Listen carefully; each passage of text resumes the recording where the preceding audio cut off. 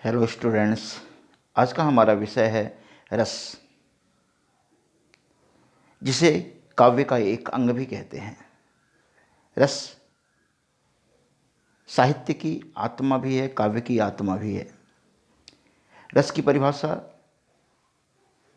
मुख्य रूप से यह है कि कविता को पढ़ने से, सुनने से और देखने से हमें जिस आनंद की प्राप्ति होती है उसे रस कहते हैं। कविता को पढ़ने से, सुनने से तो समझ में आता है, लेकिन देखने से क्या? काव्य दो प्रकार के होते हैं, श्रव्य और दृश्य काव्य। दृश्य काव्य मतलब ऐसे काव्य जिन्हें हम मंचों पर नाटक के रूप में अभिनीत होते हुए देखते हैं, उसे हम दृश्य काव्य कहते हैं। और उसे देखने सुनने से हमें जिस आनंद की प्राप्ति होती है उसे भी हम रस ही कहते हैं। भरतमुनि ने रस की परिभाषा दी है: विभाव अनुभव व्यभिचारी संयोग गाद रस निष्पत्ति। विभाव अनुभव और संचारी भावों के संयोग से रस की निष्पत्ति होती है। रस के कई अंग हैं: विभाव, अनुभव, संचारी भाव, स्थायी भाव। विभाव वे विशेष भाव जो अस्थायी भाव को जागृत करने का कार्य करते हैं, उन्हें विभाव कहते हैं। अनुभव कायिक अनुभव, सात्विक अनुभव, मुख्य रूप से ये अनुभव होते हैं। संचारी भावों की संख्या 33 होती है। अस्थायी भाव जितने रस, 11 रस हैं तो 11 उनके अस्थायी भाव हैं। विभाव किसे कहते हैं? विभाव, रस का विभाव वे विशेष भाव जो स्थायी भाव को जागृत करने का कार्य करते हैं, उन्हें हम विभाव कहते हैं। विभाव हम उन्हें कहते हैं। अस्थायी भाव के कारण रूप वे भाव जो उसे जागृत करते हैं, मतलब कारण रूप वे भाव जो अस्थायी भाव को जागृत करने का कार्य करते हैं, उन्हें हम विभाव कहते हैं। वे विशेष भाव जो अस्थायी भाव जो मनुष्य के हृदय में स्वतः ही सहज रूप से सोया हुआ पड़ा रहता है, उसे जागृत करने वाले विशेष भाव स्थायी भाव ये विभाव कहलाते हैं। आलंबन विभाव, विभाव दो प्रकार के होते हैं मुख्यतः: आलंबन विभाव और उद्दीपन विभाव। आलंबन विभाव जिसका आलंबन या सहारा पाकर स्थायी भाव जागते हैं। आलंबन का मतलब ही होता है सहारा। जिसका आलंबन या सहारा पाकर स्थायी भाव जागते हैं, उन्हें हम आलंबन विभाव कहते हैं। जैसे नायक नायिका, आलंबन विभाव के दो पक्ष हैं, नायक और नायिका। इसमें एक आश्रय आलंबन हो सकता है, एक विषयालंबन हो सकता है। जैसे राम को रूप निहारती जानकी, कंगन के नग की परछाई। राम के रूप को सीता अपने हाथ में पहने हुए कंगन में लगे हुए नगों की प्रतिबिंब में देखती है। तो यहाँ सीता के हृदय में राम के प्रति रति भाव का, रति नामक स्थायी भाव जागृत हो रहा है। तो यहाँ राम विषय हैं, राम विषयालंबन है और सीता आश्रयालंबन है। आश्रय का मतलब होता है शरण, आश्रय का मतलब घर। जिसका हृदय अस्थायी भाव के जागृत होने का घर बन रहा है, उसे आश्रयालंबन कहते हैं। तो इस तरह से दो विभाग हुए: आश्रयालंबन और विषयालंबन। अस्थायी भाव के प्रकट होने का मुख्य कारण आलंबन विभाव होता है। इसी की वजह से रस की स्थिति होती है। जब प्रकट हुए अस्थायी भावों को और ज़्यादा प्रबुद्ध, उद्दीप्त, उत्तेजित करने वाले कारकों को उद्दीपन विभाव करते हैं। तो वे विशेष भाव जो अस्थायी भाव के जागृत होने की गति को और तीव्र कर देते हैं, उन विशेष विभावों को हम उद्दीपन विभाव कहते हैं। ठीक है। मनुष्य मात्र के हृदय में, प्राणी मात्र के हृदय में वो स्थायी भाव जो सहज रूप से, प्राकृतिक रूप से इनबिल्ड हैं, जो उसे मिले ही हुए हैं, जो सुषुप्त अवस्था में प्राणी मात्र के हृदय में उपस्थित होते हैं। उन्हें जगाने वाले भाव विशेष भाव विभाव कहलाते हैं। उसमें भी वे विशेष भाव, वे विभाव जो उसके जगने की प्रक्रिया को और तीव्र कर देते हैं, उन्हें हम उद्दीपन विभाव कहते हैं। उद्दीपन का मतलब होता है उद्दीप्त होने की प्रक्रिया, दीपक के लौ के और तेज होने की प्रक्रिया। यहाँ सोए हुए स्थायी भाव को और तीव्र गति से जगाने की प्रक्रिया उद्दीपन कहलाती है और यह भाव उद्दीपन विभाव कहलाता है। जिन वस्तुओं या परिस्थितियों को देखकर अस्थायी भाव उद्दीप्त होने लगता है, उद्दीपन विभाव कहलाता है। जैसे चांदनी, कोकिल का कूजना, एकांत स्थान, रमणीय उद्यान, नायक या नायिका की शारीरिक चेष्टाएं।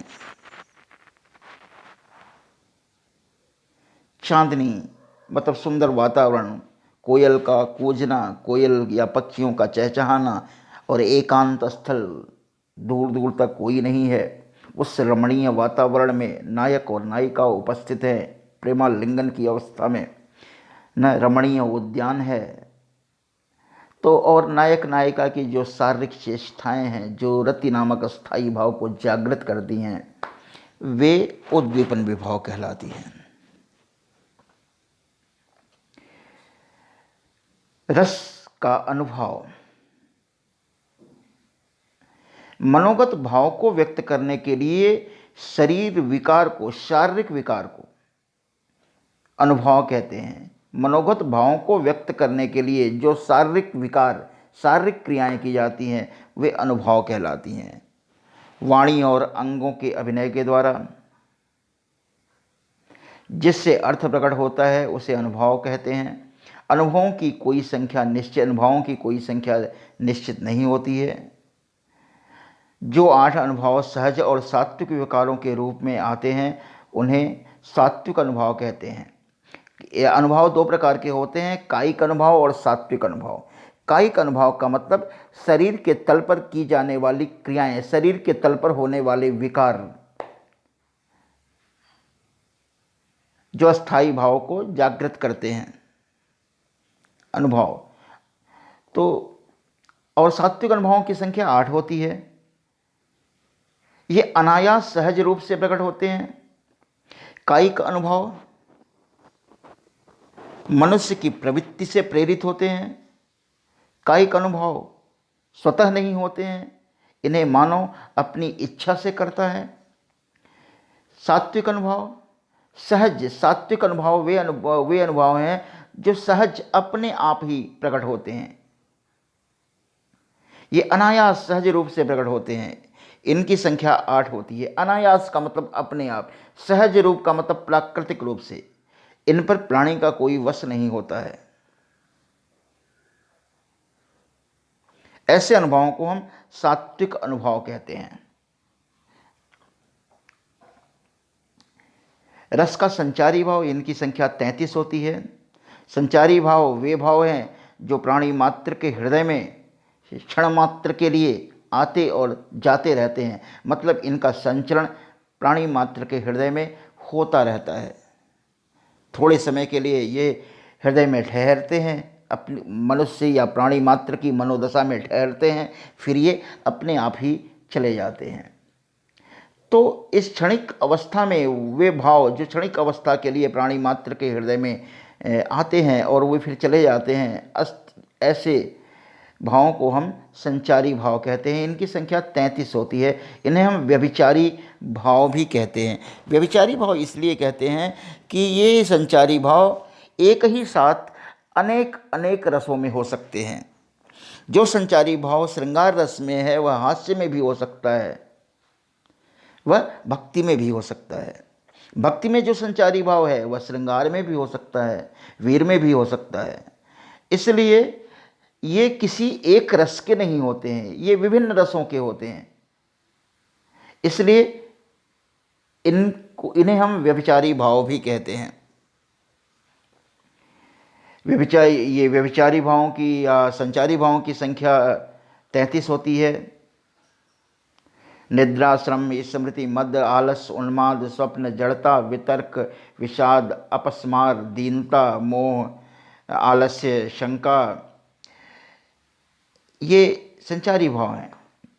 धृति, वितर्क, दैन्य, मरण, श्रम इत्यादि 33 संख्या होती है संचारी भावों की।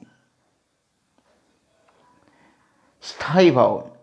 अस्थायी भाव वे भाव हैं जो प्राणी मात्र के हृदय में प्राकृतिक अवस्था में सहज रूप से उसे मिले ही हुए होते हैं और वह सुषुप्त अवस्था में पड़े रहते हैं। अनुकूल परिस्थितियों के मिलने पर ये अपने आप ही जागृत होते हैं। जैसे जमीन में बीज पड़े हों और अनुकूल वातावरण मिले, वो बीज अपने आप ही अंकुरित हो जाए। बारिश हो, ठंडी हवा चले, गर्म वातावरण मिले और इन सभी वातावरण का अनुकूलन प्राप्त करके धरती में पड़े हुए बीज जो स्थायी रूप से पड़े हुए वे जागृत हो जाएं। ठीक वैसे ही प्राणी मात्र के हृदय में पड़े हुए अस्थायी भाव जो सहज रूप से उसे प्राप्त ही होते हैं, सुषुप्तावस्था में उसके हृदय में पड़े होते हैं और वह अनुकूल परिस्थितियों के आने पर जागृत हो जाते हैं, ऐसे भाव स्थायी भाव कहलाते हैं। स्थायी भावों की संख्या 9 मानी गई है। अब आगे जाकर के रसों की संख्या और 2 बढ़ गई तो 11 रस हो गए। तो इस तरह से स्थायी भाव भी, उनकी भी संख्या 11 हो गई। तो अस्थायी भावों की संख्या 11 है। अलग अलग रसों के हर एक रस के अपने निजी अस्थायी भाव हैं, अपने अलग अलग अस्थायी भाव हैं। स्थायी भाव। रस के प्रकार। रस के 11 प्रकार हैं। श्रृंगार, हास, रौद्र, करुण, वीर, अद्भुत रस, विभत्स रस, भयानक रस, शांत रस, वात्सल्य रस।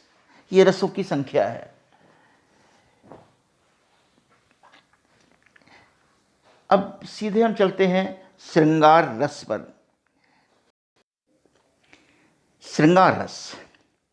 श्रृंगार रस को रसराज कहा जाता है। इसका वर्ण श्याम है। इसके देवता विष्णु हैं। श्रृंगार श्रृंग और आर शब्द से मिलकर के बना हुआ है। श्रृंग का मतलब होता है कामोद्रेक। जानवरों की जो श्रृंग होती है उसे भी श्रृंग कहते हैं। यहाँ श्रृंग का मतलब कामोद्रेक से है। आर का मतलब वृद्धि करने वाला।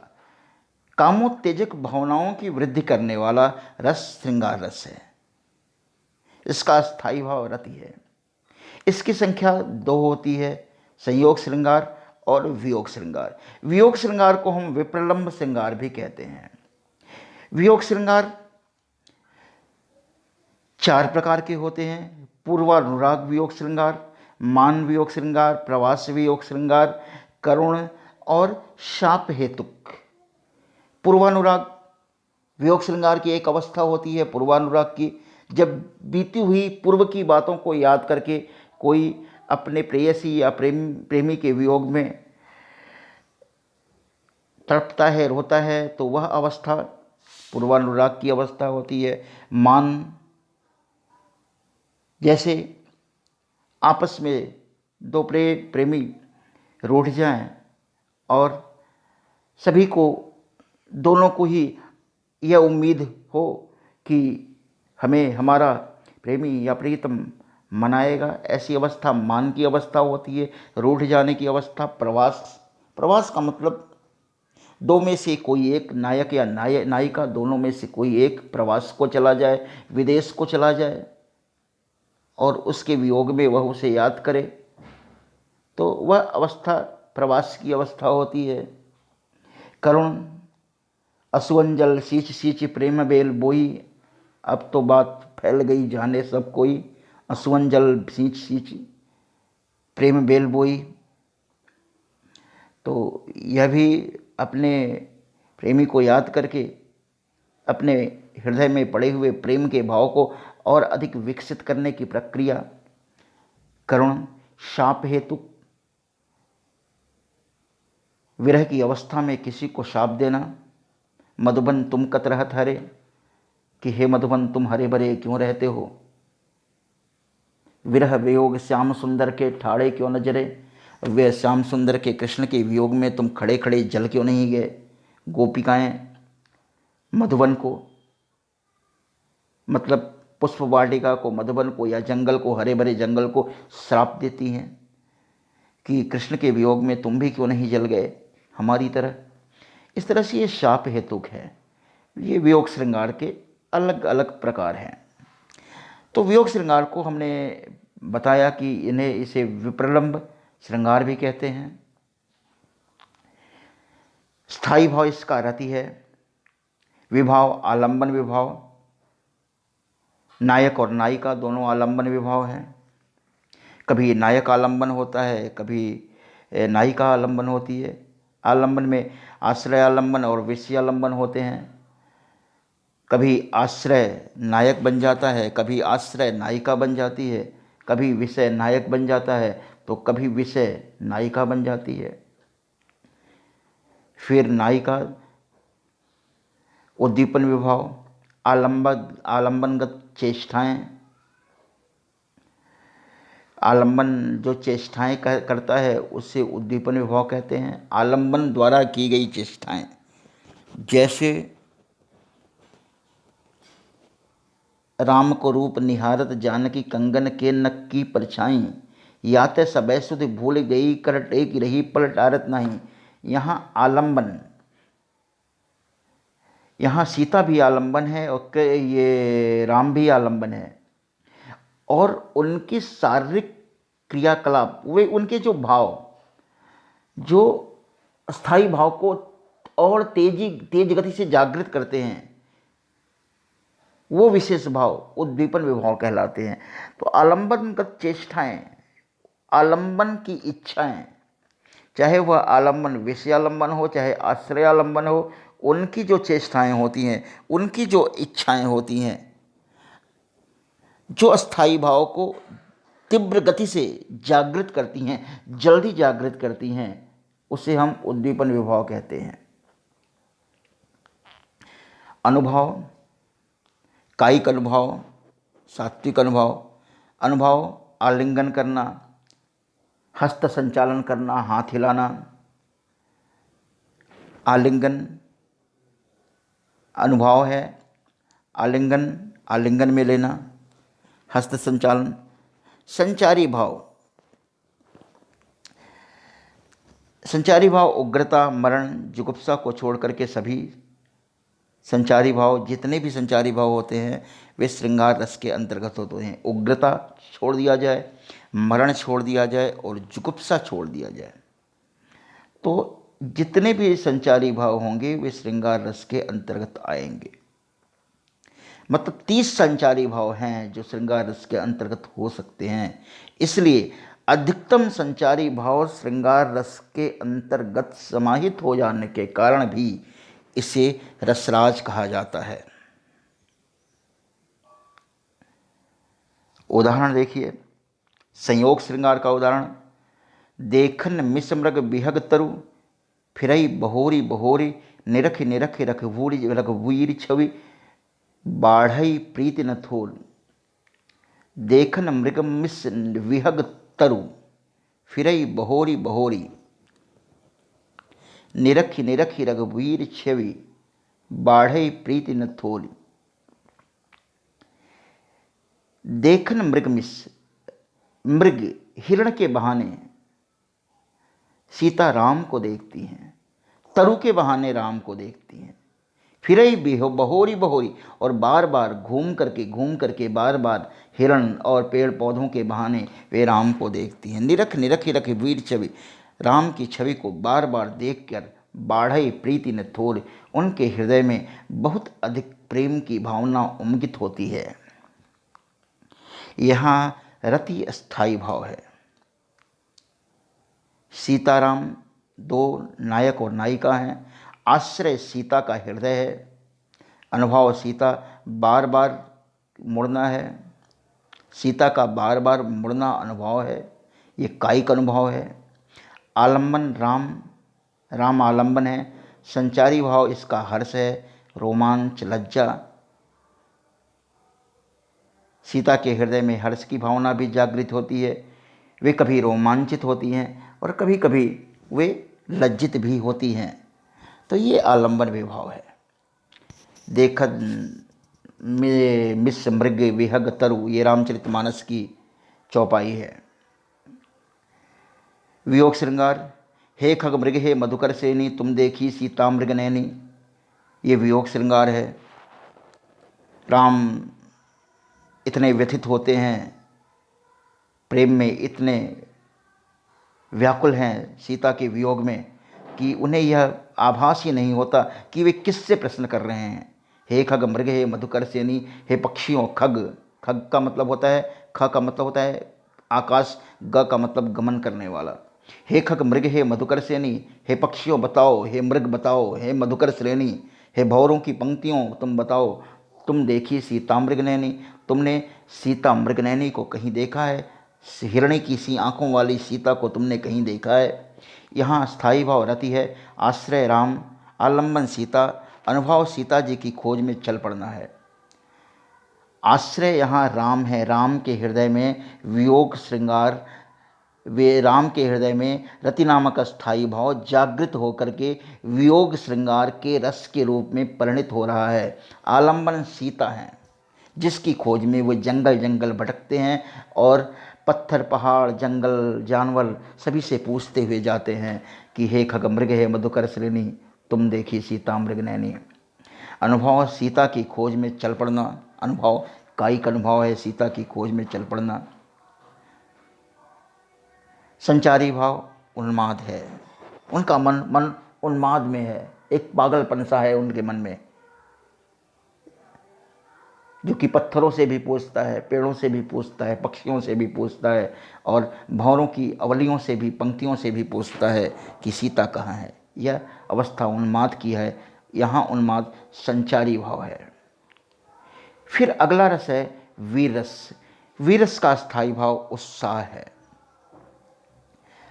वर्ण सुवर्णवत, देव इसके हैं महेंद्र, इसके देवता महेंद्र हैं। आलंबन इसका होता है शत्रु, वीरस का आलंबन शत्रु होता है, क्योंकि वीरता किस पर प्रदर्शित की जाएगी उसके लिए शत्रु का सन्मुख होना जरूरी है। आश्रय यहाँ नायक है, नायिका याचक, नायक या नायिका यहाँ आश्रय हो सकते हैं। या तो हम किसी वीरस की ग्रंथ को पढ़ सकते हैं, उससे उत्साह नामक स्थायी भाव जागृत होकर के वीर रस में परिणित हो सकता है। वीर या वीरांगना ये आलंबन है। अनुभव, अनुभव अंगों का फड़कना, शत्रु को उपस्थित सामने सामने उपस्थित देख करके किसी वीरांगना का या किसी वीर का अंगों का फड़कना। गर्वसूचक वाक्य बोलना, हे सारथे हैं द्रोण क्या देवेंद्र भी आकर अड़े, है खेल क्षत्रिय बालकों का व्यूह वेदन कर लड़े। ऐसे गर्वसूचक वाक्यों को बोलना। याचक का सत्कार करना, ये दानवीरता का है, दानवीरता का एक प्रकार है। दानवीर याचक का सत्कार करना। और इस तरह से वीर रस के कई भेद होते हैं। दयावीर भी होता है, जो दया में वीर हो। दानवीर भी होता है, कर्ण को दानवीर कहा जाता था। धर्मवीर होता है, युधिष्ठिर को धर्मवीर कहा जाता था। युद्धवीर भी। तो यह वीर रस की अलग अलग अवस्थाएं हैं और सभी का स्थायी भाव उत्साह है। उदाहरण, उस काल जिस ओर वह संग्राम करने को गया, भागते हुए अरिवृंद से मैदान खाली हो गया। यह जयद्रथ वध से ली गई पंक्तियां हैं। जयद्रथ वध मैथिली शरण गुप्त के द्वारा लिखा गया एक खंड काव्य है। उस काल जिस ओर वह संग्राम करने को गया, भागते हुए अरिविंद से मैदान खाली हो गया। रथ पथ कहीं भी रुद्ध उसका दृष्टि में आया नहीं, सन्मुख आया जो वीर वह मारा गया तक्षण वहीं। उस काल जिस ओर वह संग्राम करने को गया, अभिमन्यु जिस तरफ भी चक्रव्यूह में आगे बढ़ता है लड़ने के लिए योद्धाओं से, उस युद्धभूमि में जहाँ उसके लिए चक्रव्यूह की रचना की गई थी, षड्यंत्र रचा गया था, अभिमन्यु जिधर भी गया भागते हुए अरिवृंद से मैदान खाली हो गया, भागते हुए शत्रुओं से मैदान खाली हो गया। रथ पथ कहीं भी रुद्ध उसका दृष्टि में आया नहीं, उसके रथ का मार्ग कहीं भी रुद्ध नहीं आया, कहीं भी कोई रोक सके ऐसा कोई नज़र में नहीं आया जो उसके रथ के मार्ग को रोक सके। सन्मुख आया जो वीर वह मारा गया तक्षण वहीं। जो भी वीर सन्मुख आया वह तक्षण तुरंत ही अभिमन्यु के द्वारा मारा गया। यहाँ आश्रय अभिमन्यु है, जिसके हृदय में उत्साह नामक स्थायी भाव जागृत होकर के वीर रस में परिणत हो रहा है। आलंबन कौरवों की विशाल सेना है, आलंबन चक्रव्यूह की अवस्था है, उद्दीपन वह युद्ध भूमि है जहाँ अभिमन्यु को चुनौती देने वाले बहुत सारे योद्धा उपस्थित हैं। युद्ध भूमि की का परिवेश उद्दीपन की अवस्था है जो अभिमन्यु के हृदय में व्याप्त स्थायी भाव को जागृत कर रहा है। संचारी भाव यहाँ हर्ष भी है, रोमांच भी है, धैर्य भी है, ये इसमें संचारी भाव है। फिर हास्यरस, हास्यरस का स्थायी भाव हास्य, इसका वर्ण शुक्ल है, देव प्रमथ है। शुक्ल, शुक्ल का मतलब होता है सफेद। आलंबन विकृत वेशभूषा है। आलंबन का मतलब विषयालंबन, आश्रयालंबन, ये आलंबन विभाव हैं। आलंबन मतलब वे विशेष भाव जिसका सहारा लेकर के अस्थायी भाव जागृत होते हैं। विकृत वेशभूषा देख करके हास्य नामक अस्थायी भाव जागृत होगा और हास्य रूप में बदल जाएगा। विकृत वाणी को सुन करके, मजाकिया चुटकुले सुन करके, मजाकिया कविता सुन करके, मजाकिया पूर्ण भाषा सुन करके हास्य नामक अस्थायी भाव जागृत होकर के हास्य रस में परिणित हो सकता है। रूप देख करके उद्दीपन, आलंबन की विकृत चेष्टाएं या वेशभूषा उद्दीपन विभाव कहलाती हैं, जो हास्य रस को और उद्दीप्त कर देती हैं और प्रगाढ़ कर देती हैं। तो अनुभव, हंसना अनुभव है, ताली बजाना अनुभव है, ये कायिक अनुभव है। हंसना कायिक अनुभव है, ताली बजाना भी कायिक अनुभव है। और आनंद में आकर के, हंसी में आकर के पैरों को पटकना भी कायिक अनुभव है। और हिलना डुलना हास्य में कायिक अनुभव है। संचारी है इसका चपलता, हर्ष, अभिहितता। अनुभवों के आधार पर हास्य के 6 भेद होते हैं। स्मित हास्य, हल्का हास्य, हसित स्मित से थोड़ा अधिक, विहसित विशेष रूप से हंसना, अवहसित विहसित विहसित की अवस्था से थोड़ी और अधिक हास्य की अवस्था। अपहसित का मतलब अत्यधिक हंसना, अति हसित का मतलब हंसते हंसते सांसों का फूल पड़ना और तेज आवाज़ करके हंसना। ये हास्य की अलग अलग अवस्थाएं हैं। उदाहरण, काहू न लख सो चरित विशेखा, सो स्वरूप नृप कन्या देखा, मरकट वदन भयंकर देही, देखत प्रथम क्रोध भा देही, जही दिश बैठे नारद फोली, सो दिश तेहि न विलोकी भूली। नारद बाल्यावस्था में एक बार लक्ष्मी को देख करके मोहित हो गए थे। उन्होंने विष्णु से रूप मांगा, मुझे कि ऐसा सुंदर रूप दो जिसे देख करके लक्ष्मी मोहित हो जाए और मेरे गले में जयमाला डाल दे, मेरे गले में जयमाला डाल दे, मुझसे विवाह कर ले। विष्णु ने उन्हें रूप दिया, विष्णु ने उन्हें उनके घमंड को, उनकी योग दशा कहीं विचलित न हो जाए, उससे संभालने के लिए, उनके घमंड को चूर चूर करने के लिए, एक भक्त को बचाने के लिए विष्णु ने उन्हें जो रूप दिया वह मरकट का रूप था, अर्थात बंदर का रूप था। काहू न लख सो चरित विशेखा, उस विशेष चरित्र को किसी ने भी नहीं देखा। काहू न लख सो चरित विशेखा, सो स्वरूप नृप कन्या देखा। सो स्वरूप, उस स्वरूप को, उस बंदर के स्वरूप को नृप कन्या राजा की लड़की ने देखा। मरकट बदन भयंकर देखी, और उस स्वयंवर में, राजसभा में उपस्थित लक्ष्मी विजयमाल लेकर के, जयमाल लेकर के उपस्थित राजकुमारों में अपने वर के चयन के लिए घूम रही थी। और वहाँ नारद भी उपस्थित थे, और नारद का जो मुंह था वह मरकट का था, बंदर का था। जो चेहरा उसे उन्हें विष्णु ने प्रदान किया था, और वो सोचते थे कि मैं कितना सुंदर दिखाई दे रहा हूँ, क्योंकि उन्होंने खुद को तो आईने में देखा नहीं। मरकट बदन भयंकर देखी, उस लक्ष्मी ने नारद के उस मरकट वेश को देखा, बंदर के वेश को देखा। देखत हृदय क्रोध भाते ही, और उसे देखते ही मन में क्रोध का भाव जागृत हुआ। तेही दिस बैठे नारद फूली, और उधर ही जिधर उसकी दृष्टि जाती है उधर नारद मन में फूले हुए बैठे हैं कि मैं कितना सुंदर हूँ, मैं कितना प्रभावशाली हूँ। सोदिस तेहि न विलोकी भूली, उसने भूल कर भी उस तरफ देखा नहीं, उसने भूल कर भी, उसने नारद की ओर देखा ही नहीं। पुनि पुनि उकसही थी भूली, पुनि पुनि उकसही अकुलानी। तो इस तरह से इन पंक्तियों में हास्य रस उपस्थित है।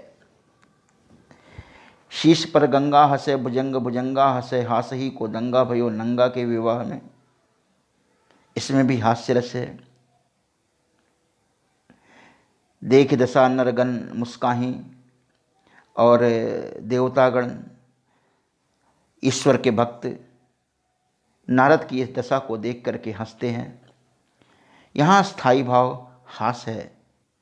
आश्रय शिव जी के गण हरगण हैं। हर का मतलब होता है शंकर, गण का मतलब होता है उनके भक्तजन। आलंबन नारद का हरि रूप अर्थात बंदर का रूप आलंबन है। हरि का मतलब बंदर होता है, क्योंकि बंदर दूसरों के हाथ में ली हुई चीज़ों का हरण कर लेते हैं, छीन लेते हैं, इसलिए उनका एक नाम हरि भी है। हरि का मतलब भगवान भी होता है, जो दूसरों के कष्टों का हरण कर लेता है। उद्दीपन यहाँ पर बानर सम उछलत कूदत उद्दीपन है, जो लोगों के हास्य को और उद्दीप्त कर रहा है। अनुभव हास्य है, मुस्कुराना इत्यादि है अनुभव। संचारी भाव हर्ष, उद्वेग, चपलता, इसी प्रकार से अलग भी और भी हास्यरस के उदाहरण हैं।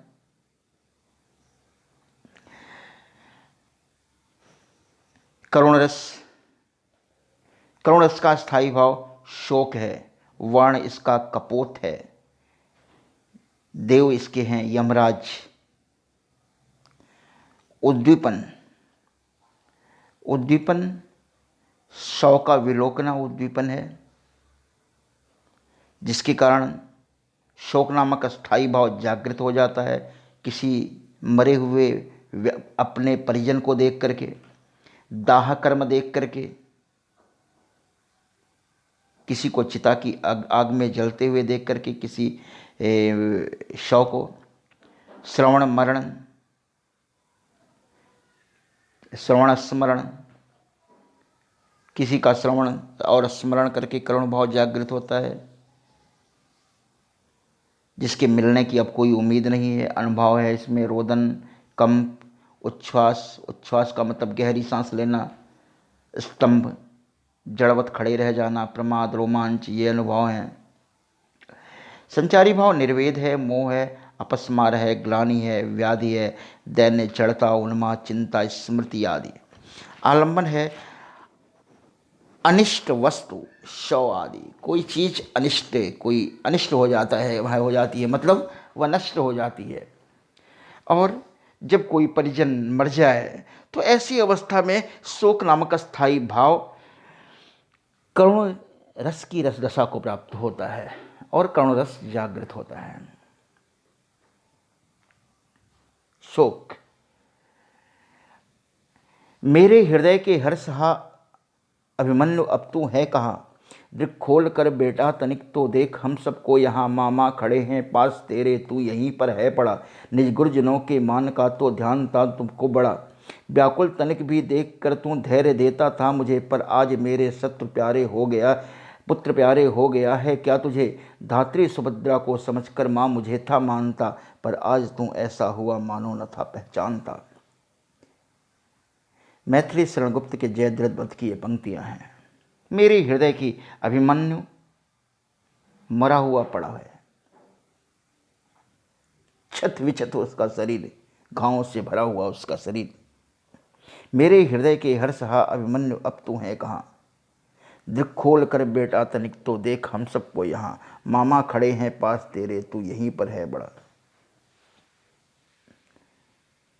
अभिमन्यु के मृत शरीर को देख करके विलाप करने की अवस्था है। दृक खोल कर बेटा तनिक तो देख हम सबको यहाँ, मामा खड़े हैं पास तेरे, तेरे मामा कृष्ण यहाँ तेरे पास में ही खड़े हैं, तू यहीं पर है पड़ा, तू धरती पर लेटा हुआ पड़ा है। निज गुरुजनों के मान का तो ध्यान था तुमको बड़ा, अपने गुरुजनों के मान का तो ध्यान तुझे बहुत बड़ा था, और तेरे गुरुजन यहाँ उपस्थित हैं सामने और तू लेटा हुआ है। व्याकुल तनिक भी देख कर तू धैर्य देता था मुझे, तू मुझे व्याकुल देख करके धैर्य देता था, धारण ढाढ़स बताता था, पर आज मेरे पुत्र प्यारे हो गया है क्या तुझे, पर मेरे प्यारे पुत्र आज तुझे हो क्या गया है। धात्री सुभद्रा को समझकर माँ मुझे था मानता, धात्री मतलब धाय माँ, सुभद्रा को धाय माँ समझ करके मुझे अपनी माँ मानता था। यहाँ द्रौपदी का विलाप है अभिमन्यु के मृत शरीर के ऊपर, पर आज तू ऐसा हुआ मानो न था पहचानता, पर तू आज ऐसा लग रहा है कि जैसे हम सबको पहचानता ही नहीं है। यह विलाप की अवस्था है, यह शोक की अवस्था है।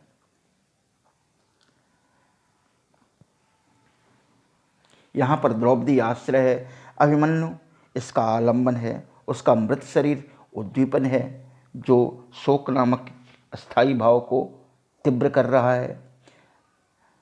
अभिमन्यु की आंखें खोलकर देखने के लिए कहना, गुरुजनों के प्रति आदर भाव, द्रौपदी को माँ के समान समझना अनुभव है।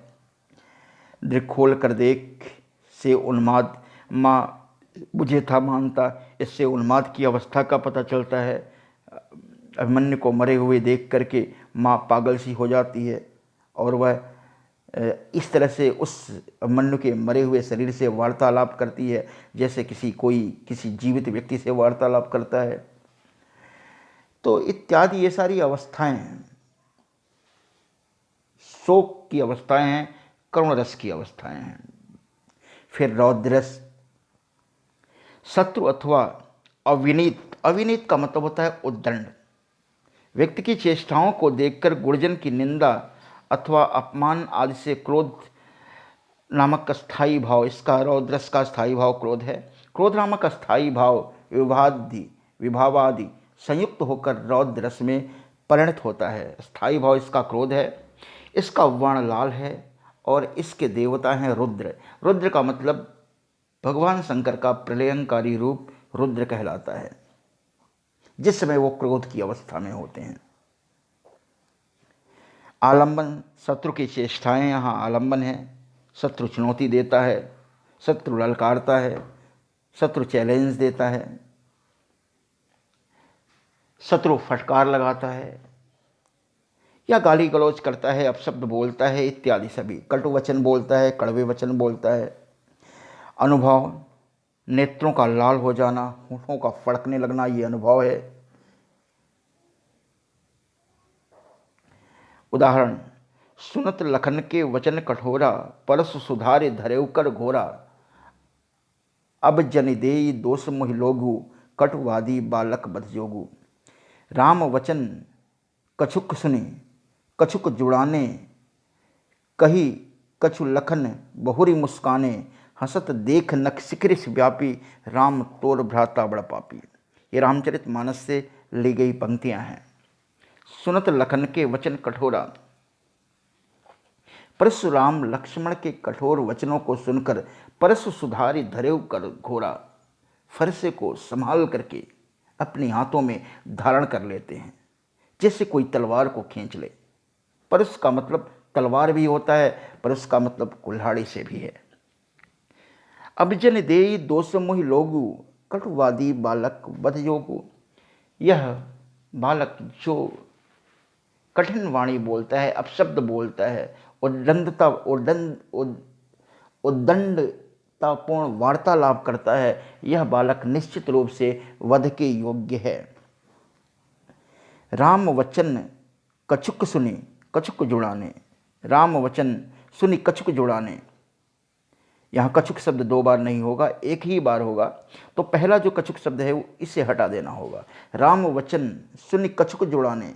राम के वचनों को सुनकर के परशुराम कुछ शीतल होते हैं, कुछ जुड़ाते हैं, उनके क्रोध की अग्नि जरा शीतल हो जाती है। कही कछु लखन बहुरी मुस्काने। फिर लक्ष्मण कुछ कहकर के मुस्कुरा पड़ते हैं। हसत देख नख शिखरिस व्यापी, राम तोड़ भ्राता बड़ पापी। और लक्ष्मण को हंसते हुए देख करके परशुराम के सर से पैर तक जैसे आग लग गई। नख शिखरिस व्यापी, नख का मतलब होता है नाखून, पैर का नाखून। सिक का मतलब सर का सबसे ऊपर का भाग, सिक मतलब सर से लेकर के पांव तक। ऋषि व्यापी, क्रोध व्याप्त हो गया, क्रोध की अग्नि सर से पैर तक लग गई। राम तोर भ्राता बड़ पापी। और कहा कि राम तुम्हारा यह जो भाई है वह बहुत ही पापी है, यह बहुत ही उद्दंड है। यहाँ स्थायी भाव क्रोध है, आश्रय परशुराम है, लक्ष्मण आलम्बन है। आलम्बन में भी विषयालंबन, आश्रयालंबन। लक्ष्मण विषयालंबन है और परशुराम आश्रयालंबन है। उद्दीपन लक्ष्मण के कठोर वचन तथा कुछ कह करके मुस्कुरा देना और उपस्थित सभा के लोग, ये सारी चीज़ें उद्दीपन की अवस्था है। अनुभव परस को संभाल कर हाथों में धारण करना, पापी कहना, वध की बात कहना, यह अनुभव है। फरसे को संभाल कर हाथ में धारण कर लेना, यह अनुभव की अवस्था है, कायिक अनुभव है। पापी कहना भी कायिक अनुभव है, वध की बात कहना भी ये कायिक अनुभव है। संचारी भाव कटुवादी बालक, बध जोगु में व्यग्रता संचारी भाव है, वो व्याकुल से हो गए हैं, व्याकुल से होकर के न जाने क्या क्या परशुराम बोलने लगते हैं। नख शिखरिस व्यापी में आवेग नामक संचारी भाव है। राम तोर भ्राता बड़ पापी पंक्ति में मोहजन्य, अविवेक आदि संचारी भाव व्यक्त हुए हैं। अगला रस है भयानक रस। इसका स्थायी भाव भय है।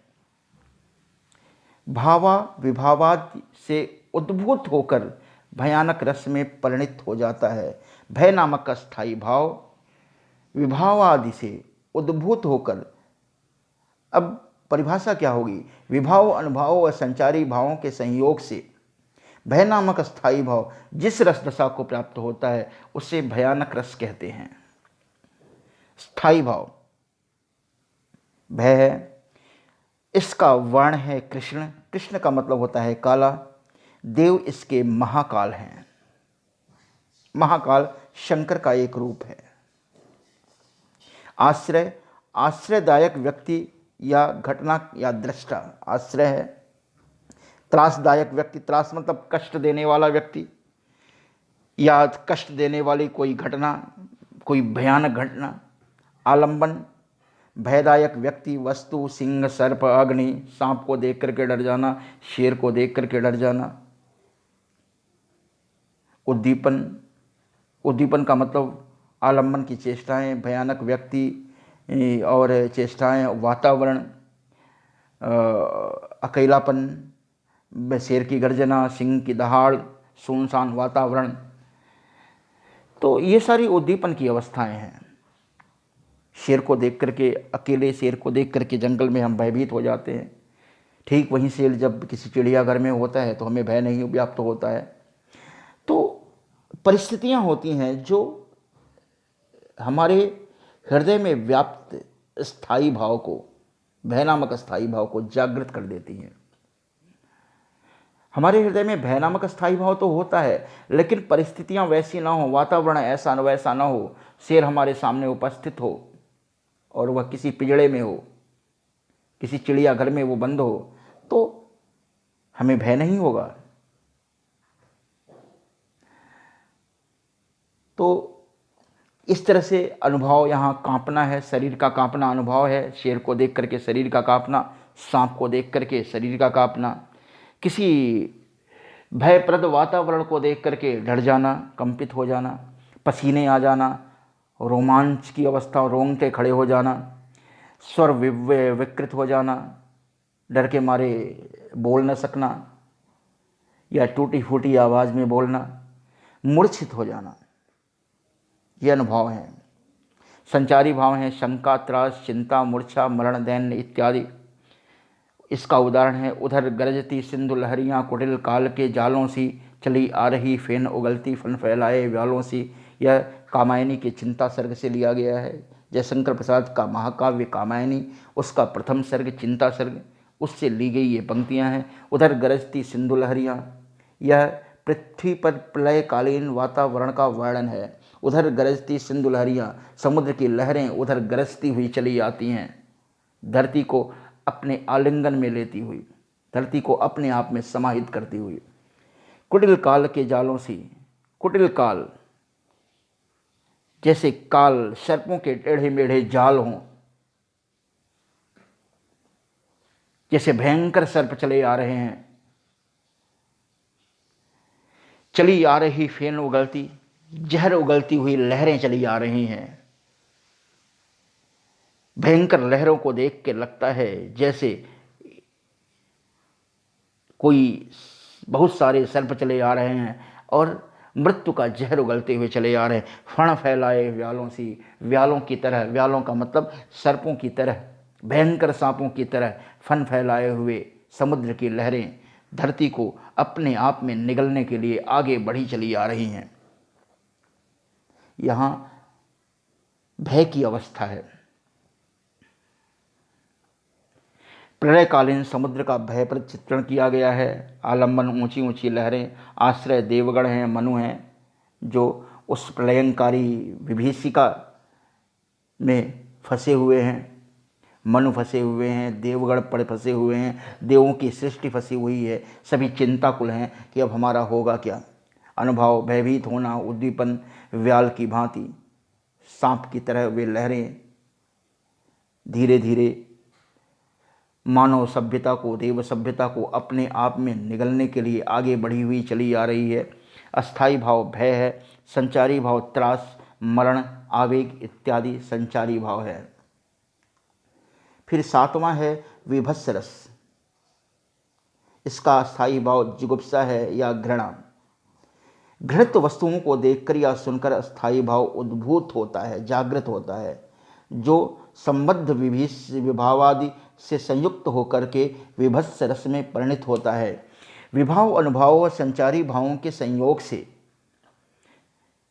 जुगुप्सा नामक स्थायी भाव जिस रस दशा को प्राप्त होता है उसे विभत्स रस कहते हैं।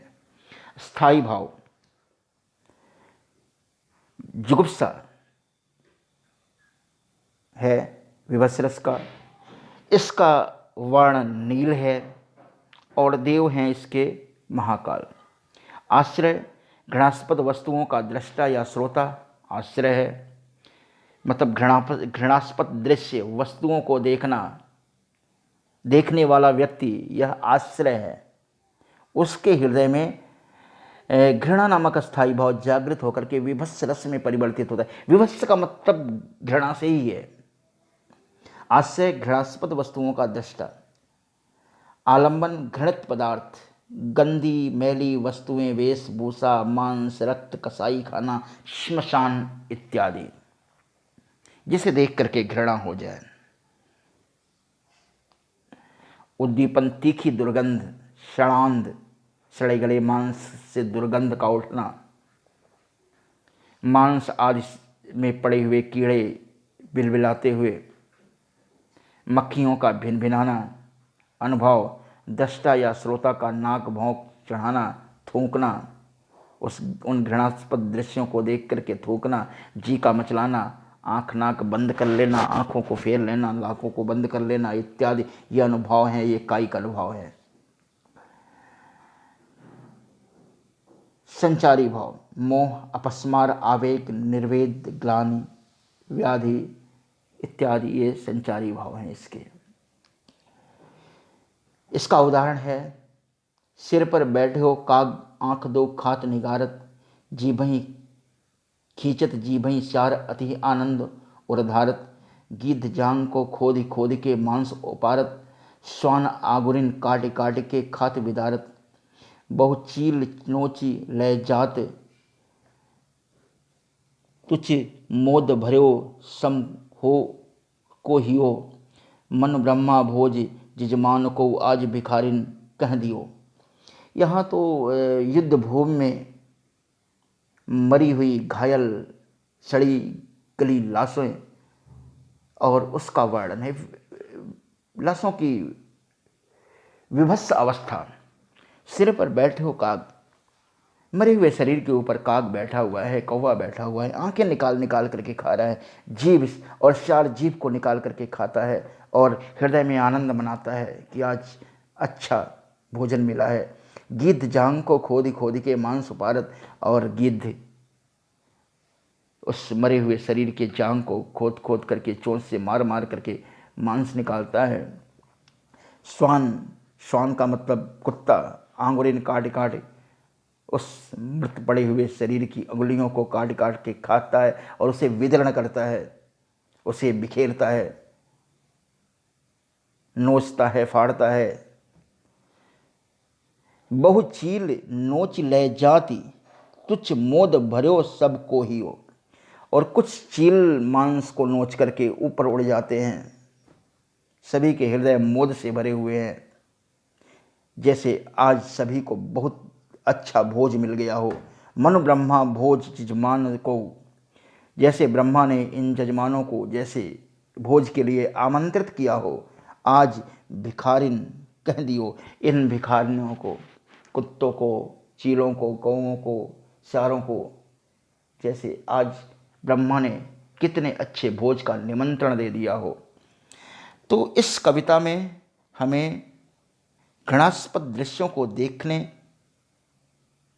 का आभास मिलता है। इसलिए ऐसे दृश्यों को सुनना ही नहीं, ऐसे दृश्यों को देखना ही नहीं, ऐसे वर्णन को सुनना भी मानव के हृदय में घृणा नामक या जुगुप्सा नामक स्थायी भाव को जागृत करता है और यह भाव विभत्स रस में परिणत हो जाता है। यहाँ स्थायी भाव जुगुप्सा है। आश्रय राजा हरिश्चंद्र हैं। राजा हरिश्चंद्र मरघट पर खड़े होकर के स्मशान पर इस वातावरण को देख रहे हैं, जिस वातावरण का वर्णन इस कविता में किया गया है। आलंबन है शमशान का दृश्य, उद्दीपन काकादि बच्चियों पशुओं का सौ का उधाड़ना, अनुभव जी का मिचलाना, आँख का बंद करना अनुभव है। आश्रय के मन में ये अनुभव उत्पन्न होते हैं। संचारी भाव है मोह, स्मृति, ग्लान इत्यादि। अगला रस है अद्भुत रस। अद्भुत रस का स्थायी भाव विस्मय है, इसका वर्ण पीत है, देव हैं इसके गंधर्व। आश्रय दृष्टा, श्रोता और पाठक हैं। आलंबन अलौकिक व्यक्ति, वस्तु, घटना, विचित्र दृश्य। उद्दीपन है दैवी गुणों का आश्रवण, अलौकिक वस्तुओं का विवेचन। अनुभव स्तंभ, स्वेद, किसी अद्भुत वस्तु को देख करके जो हमें विस्मय की भावना से भर दे, उसे देख करके जो हमारे हृदय में व्याप्ति विस्मय के अस्थायी भाव को जागृत कर दे। ऐसा दृश्य स्तंभ, स्वेद, पसीने आ जाना, रोमांचित हो जाना, दांतों तले उंगली दबाना, आँखों का फटी की फटी रह जाना, ऐसी अद्भुत अवस्था को देख करके ये भाव जागृत होते हैं। इसका उदाहरण है, यहाँ वहाँ दो बालक देखा, मति भ्रम मोर की भान बिसेखा, तन पुलकित मुख वचन न आवा, नयन मोद चरणन सिर नावा। यहाँ वहाँ दो बालक देखा।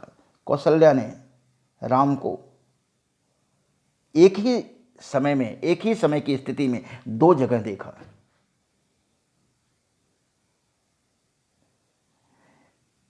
यहाँ वहाँ दो बालक देखा, कौशल्या ने देखा, आश्रय यहाँ कौशल्या है। मति भ्रमे मोरी की भान बिसेखा, और वो कहती है कि मेरी मति भ्रम में पड़ गई, मैं किस भांति उसका वर्णन करूं, उस दृश्य का वर्णन करूं। तन पुलकित मुख वचन न आवा, तन तो पुलकित हुआ, तन तो शरीर में, मन में, हृदय में आनंद के भाव जागृत हुए, लेकिन मुख से कोई वचन नहीं निकले।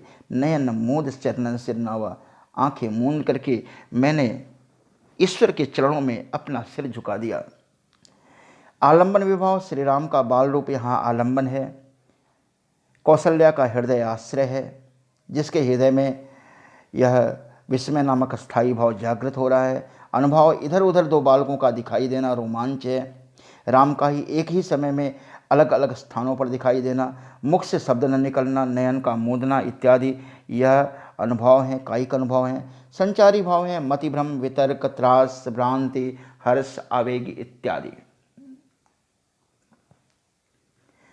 अखिल भुवन चर अचर सब, हरि मुख में लखी मात, चकित भई गदगद वचन, विकसित दीर्घ पुलकात। तो ये विस्मय का अस्थायी भाव का जागृत होना है और अद्भुत रस में परिणित हो जाना है। यह देख गगन लय मुझ में है, यह देख पवन लय मुझ में है, मुझ में चले।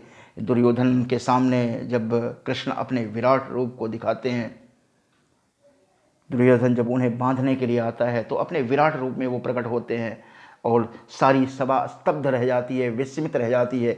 उसका वर्णन रामधारी सिंह दिनकर ने अपनी काव्य रश्मिरथी में किया है। यह देख गगन लय मुझ में है, यह देख पवन लय मुझ में है, मुझ में विलीन झंकार सकल लय है, मुझ में संसार सकल, सब जन्म मुझी में पाते हैं, फिर लौट मुझी में आते हैं, मैं जब ही मूंदता हूँ लोचन, छा जाता चारों ओर मरण। इन पंक्तियों में भी अद्भुत रस है। अगला रस है शांत। इसका स्थायी भाव निर्वेद है, शम की अवस्था है, वर्ण कुंदेंदु है, शुक्ल इसका रंग है, देव श्री नारायण है, विष्णु हम कह सकते हैं। आचार्य विश्वनाथ हेमचंद्र आदि ने शम को शांत रस का स्थायी भाव स्वीकार किया है। शम, निर्वेद, वीतरागिता, ये सब शांत रस के स्थायी भाव है। सहृदय सामाजिकों के हृदय में वासना रूप में स्थित निर्वेद स्थायी भाव की अनुकूल विभावादि से संबंध होकर शांत रस में परिणित हो जाता है। इसकी परिभाषा होगी, विभाव, अनुभाव और संचारी भावों के संयोग से निर्वेद नामक या शम नामक स्थायी भाव जिस रस दशा को प्राप्त होता है उसे हम शांत रस कहते हैं। आश्रय, सत्व गुण युक्त व्यक्ति इसका आश्रय है, जिसके हृदय में शम या वीतरागिता या निर्वेद नामक स्थायी भाव जागृत होकर के वह शांत रस में परिणित होता है।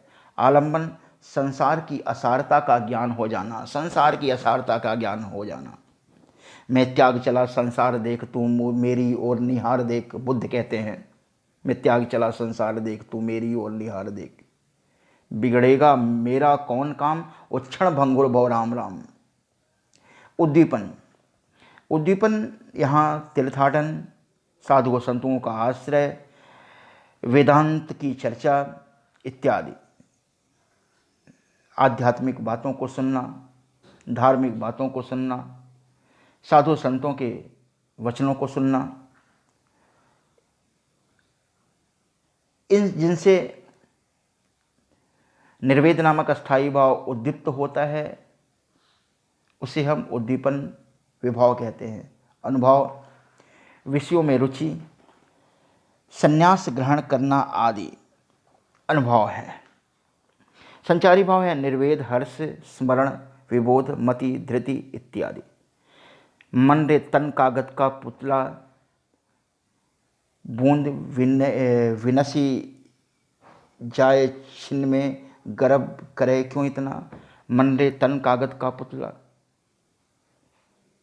कवि कहते हैं कि मन रे मन, जिस शरीर पर तू इतना आसक्त है वह कागज का पुतला मात्र है। जैसे कागज पर पानी पड़ने से वह पिघल जाता है, वह गल जाता है। लागे बूंद विनस जाए छिन्न में, यह जरा सी बूंद पड़ जाए तो यह कागज का पुतला है, यह क्षण में विनष्ट हो जाएगा। गर्व करे क्यों इतना, तो इतना इस पर गर्व क्यों करता है, तो इस पर इतना अभिमान क्यों करता है। तो इसमें निर्वेद नामक स्थायी भाव है। मन रे तन कागज का पुतला, अस्थायी भाव निर्वेद है। आलंबन, निर्मोह, ईश्वर चिंतन है। उद्दीपन, बूंद की अस्तित्व का बोध, दार्शनिक चिंतन है। जैसे मन रे, जैसे बूंद का अस्तित्व, बूंद की अस्तित्व का बोध, जैसे बूंद क्षण में विनष्ट हो जाती है वैसे ही मनुष्य का यह जीवन है। दार्शनिक चिंतन, संचारी भाव, ग्लानि, उद्वेग, दैन्य, जड़ता संचारी भाव है। आश्रय, सात्विक का सामाजिक हृदय यहाँ पर आश्रय है। अगला है वात्सल्य रस, इसका स्थायी भाव वत्सल है। ध्यान दीजिएगा, वात्सल्य रस है, स्थायी भाव वत्सल है। आश्रय, माता पिता, ज्येष्ठ बंधु बांधव इत्यादि हैं। आलंबन, बालक या शिशु, पशु पक्षियों के बच्चे, शावक इत्यादि हैं। शावक का मतलब होता है बछड़े, शावक का मतलब होता है शिशु। उद्दीपन, बालमन, बालक की भोली चेष्टाएं, तुतली बोली, अबोध जिज्ञासाएं, ये उद्दीपन विभाव हैं जो वत्सल नामक स्थायी भाव को जागृत करने में तीव्रता करती हैं, जल्दी से तीव्र गति से जागृत करती हैं। ये उद्दीपन की अवस्थाएं हैं। अनुभव, माता पिता हैं। ज्येष्ठ गुरुजन का हंसना अनुभव है, कायिक अनुभव है। प्रफुल्लित होना, चकटकी लगाए देखना, टकटकी लगा करके देखना,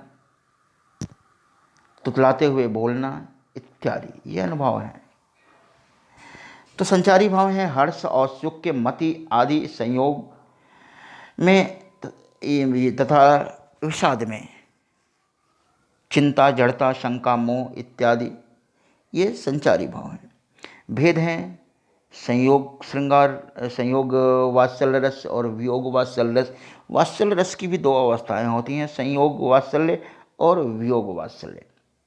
संयोग वात्सल्य में बालक का अपने माता पिता के पास उपस्थित होना, और वियोग में बालक का अपने माता पिता से दूर होना या माता पिता का अपने बच्चे से दूर होना, उन्हें याद करना, ये वियोग की अवस्था है। संयोग श्रृंगार में संयोग वात्सल्य में जसोदा हरि पालने झुलावे, हलरावे दुलरावे मल्हावे, जोई सोई कछुगावे। यहाँ यशोदा हरि पालने झुलावे, बालक कृष्ण को पालने में झुलाती है, उसे दुलारती है, उसे खिलाती है, उसे हंसाती है।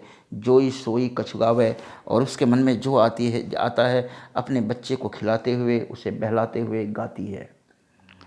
संयोग वात्सल्य का उदाहरण है यह। आश्रय, यहाँ पर यशोदा का हृदय है, यशोदा है। आलंबन, बालक कृष्ण है। अनुभव, हलराना, दुलराना, गाना इत्यादि, ये अनुभव है, कायिक अनुभव है। उद्दीपन, कृष्ण की चेष्टाएं उद्दीपन है।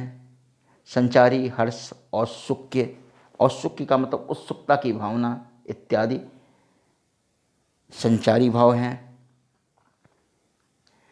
उद्दीपन अभी मैंने बताया, कृष्ण की चेष्टाएं, उनके हाथ पैर का हिलाना, उनकी किलकारियाँ देना, कुछ न कुछ बोलना, आँखों का इधर उधर हिलाना इत्यादि, ये उद्दीपन की अवस्थाएं हैं जो यशोदा के वात्सल्य के आनंद को तीव्र करके उसे वत्सल के आनंद को तीव्र करके उसे वात्सल्य रस में परिवर्तित करती हैं।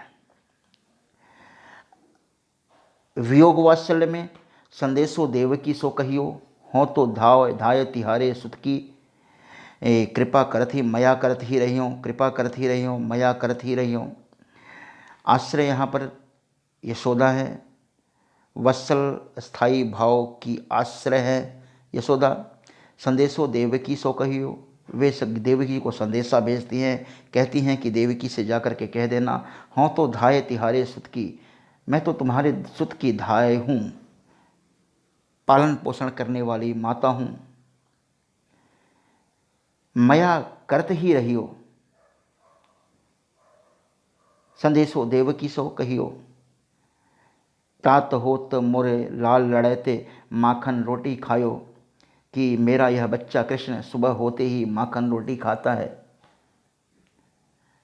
तो यहाँ पर यशोदा का कृष्ण के प्रति प्रेम दिखाई दे रहा है, जो कृष्ण देवकी के पास चले गए हैं।